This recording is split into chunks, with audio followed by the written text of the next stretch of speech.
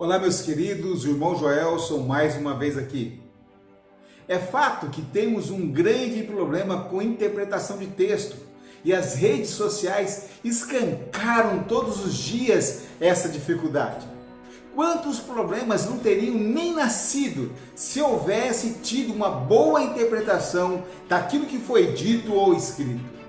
E quando olhamos para o nosso meio, para as interpretações que fazemos e as aplicações que fazemos do texto sagrado, fica evidente a necessidade que temos de uma boa hermenêutica. Te convido para olharmos para o texto bíblico e irmos direto ao ponto.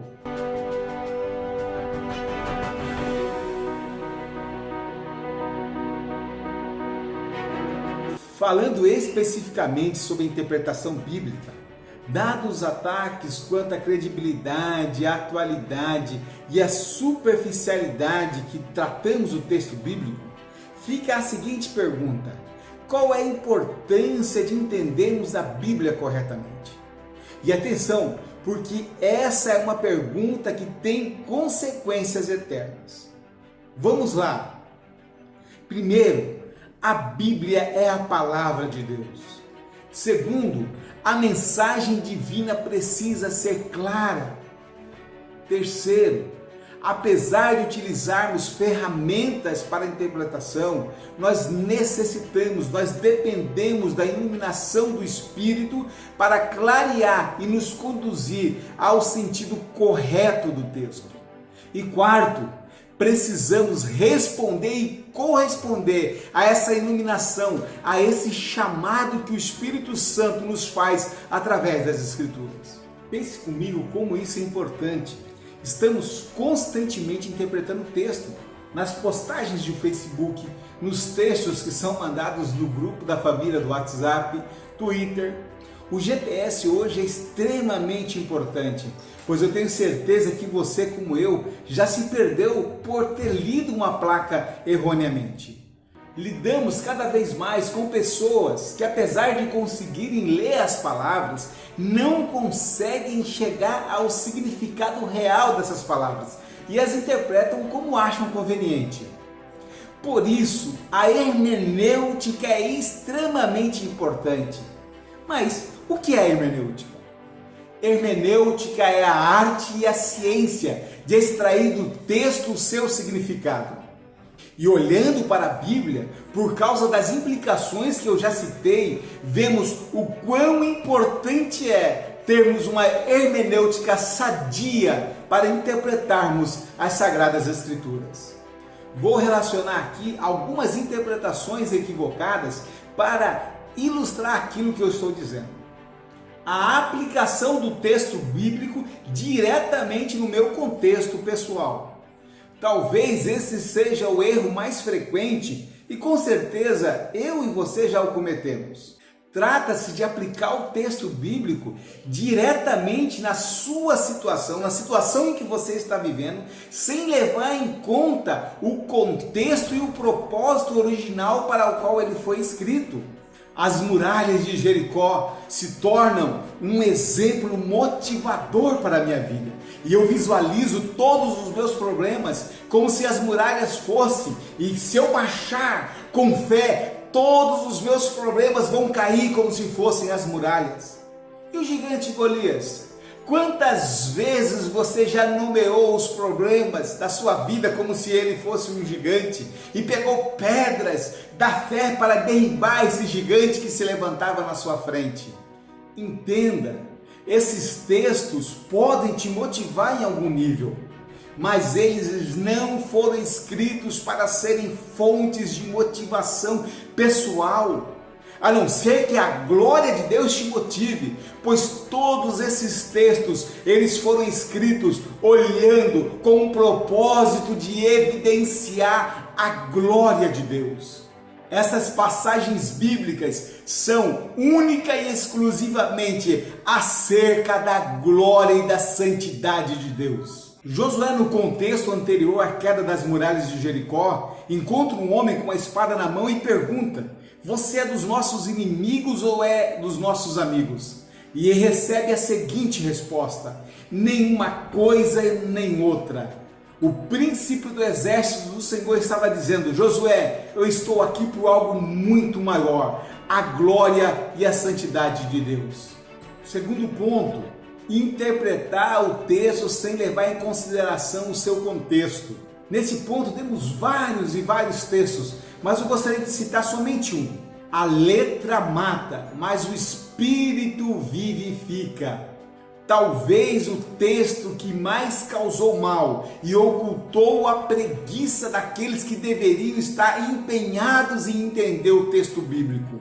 Esse texto foi utilizado várias vezes para dizer que aqueles que buscavam uma unção especial do Espírito tinham um ministério especial, em contraponto àqueles que só se dedicavam à fria teologia. Que teologia esfriava a crente e outras sandices mais. Olhando para o contexto anterior e imediato a esse texto que nós citamos, nós vemos que o apóstolo Paulo não estava fazendo um contraponto entre o estudo da palavra de Deus versus a atuação do Espírito Santo. O que ele está falando aqui nesse texto é um contraponto entre a antiga e a nova aliança, que mesmo que não ocorreu nenhuma mudança na lei de Deus, agora nós temos a atuação do Espírito Santo, que nos renova, que nos dá um novo coração e nos capacita para cumprir a lei de Deus. O terceiro e último ponto que eu quero citar aqui é a dificuldade que nós temos, a carência que nós temos com a nossa própria língua.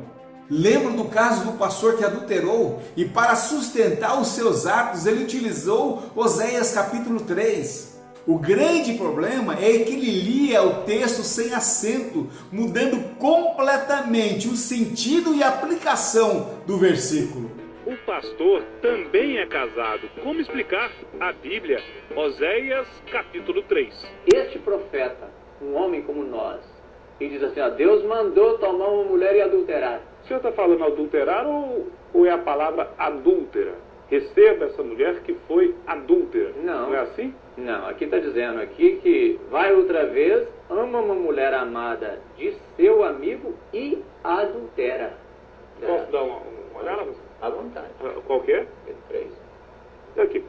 Vai outra vez, ama uma mulher amada de seu amigo. Sim. E adúltera. Não é adúltera? Tem um acento aqui, pastor.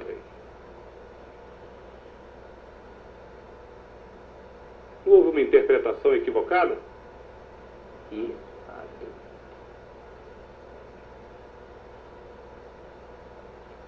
a Bíblia não estaria se referindo a uma mulher adúltera? deixa eu ver. E não para que o senhor adulterasse? Bom, apostamos na ingenuidade dele e não na malícia do seu coração. Precisamos falar que o texto bíblico apresenta sim suas dificuldades e desafios. E eu gostaria de citar 4 exemplos. O primeiro é a distância temporal. O primeiro livro da Bíblia foi escrito em torno de 1500 anos antes de Cristo. E o último livro foi escrito há cerca de 1900 anos atrás. O mundo mudou radicalmente de lá para cá. É preciso transpor esse abismo e construirmos ponte para entendermos, pois a palavra do Senhor permanece para sempre. O segundo ponto é a distância cultural. Além de antigo, temos um mundo com uma cultura diferente da nossa. Hoje, se formos para o Oriente, sentiremos um baque cultural. Imagina transpormos todo esse espaço de tempo e cairmos no mundo bíblico? Mas é exatamente isso que precisamos fazer para entendermos as Sagradas Escrituras. Um outro desafio é entendermos o espaço geográfico.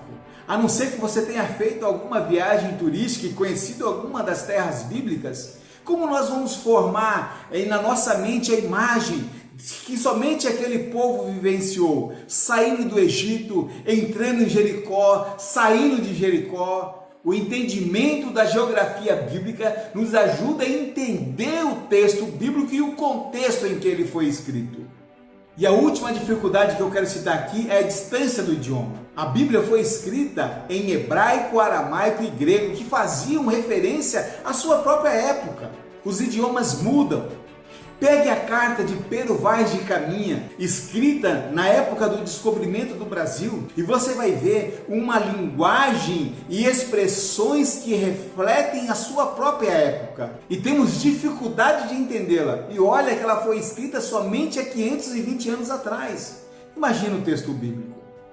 Entenda, a Bíblia foi escrita para homens que viveram há muito tempo atrás, que tinham uma cultura diferente da nossa, que moravam em outro lugar e que falavam uma outra língua. Porém, isso não pode ser desculpa, porque, como já falamos anteriormente, dependemos dela para encontrarmos salvação e sermos direcionados à presença de Cristo. Então precisamos aplicar todo o nosso esforço sob a direção do Espírito no estudo da Palavra de Deus. É isso que Deus espera de nós. Toda a Escritura é inspirada por Deus e útil para o ensino, para a repreensão, para a correção, para a educação na justiça, a fim de que o servo de Deus seja perfeito e perfeitamente habilitado para toda boa obra. Como você tem procurado crescer no conhecimento da Palavra de Deus? Eu acredito que esse método aqui não é a maneira correta. Entender a Bíblia de forma clara exige que nós levamos em consideração tudo aquilo que pode distorcer o texto. Todas as nossas dificuldades e limitações têm que ser levadas em conta. O mais importante é nunca nos esquecermos que nós não somos os destinatários originais da Bíblia. Em primeira instância, ela não foi escrita para nós no nosso contexto atual. E é claro que Deus, na sua sabedoria, nunca nos perdeu de vista. Mas para nos beneficiarmos do tesouro revelado nas Sagradas Escrituras, nós precisamos olhar para os destinatários originais e o contexto em que eles viviam. O que Deus falou para eles e qual é o propósito maior de Deus. Ouvir como os nossos irmãos iniciais ouviram, quando chegou a primeira carta para os Colossenses, a igreja, aos Filipenses, como eles ouviram inicialmente as Escrituras, qual era o contexto deles. Somente assim nós vamos desfrutar de todo o manancial contido na Palavra de Deus. Vamos lá? Temos trabalho a fazer e um texto para estudarmos. Que Deus, através do seu Espírito, ilumine o nosso coração para que possamos compreender e dessa forma viver de acordo com a sua palavra. Que Deus nos abençoe.